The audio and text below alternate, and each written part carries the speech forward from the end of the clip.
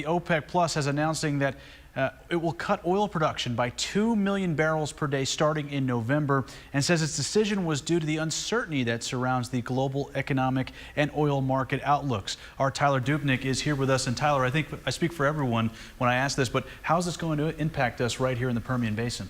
Yeah, Alex, that's a good question. It's honestly hard to predict at this point in time. So far, this significant decision by OPEC Plus appears to be an attempt to stabilize the price of international crude oil and has already caused oil trading to increase throughout the day. And what I can tell you is that consumers should expect gas prices to begin to increase as well. Gas prices have been favorable to consumers as of late, but that is likely to change with oil production cuts now creating an increase in oil price. While there's a lot that goes into the price of gasoline at the pump, part of that is the raw material that gasoline is refined from, which is crude oil. So if the price of crude oil goes up like it has today in trading, that will ultimately impact the price of gasoline at the pump. Many other oil-produced products could see an increase in cost as well in a very complicated market. Supply and demand plays a factor along with inflation, a factor whose stability is not helped by price fluctuation.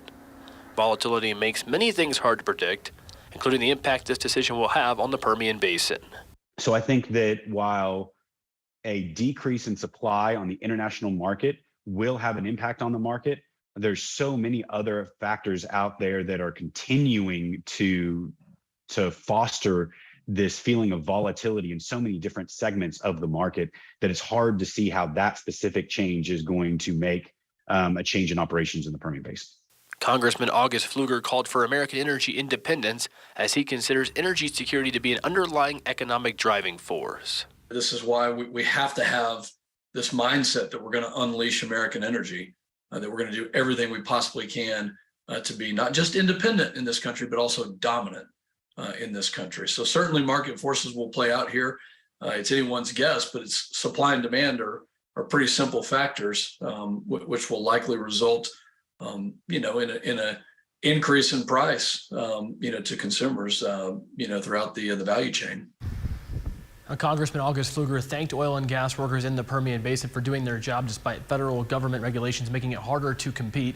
This area currently produces nearly 5.5 million barrels of oil per day. Alex.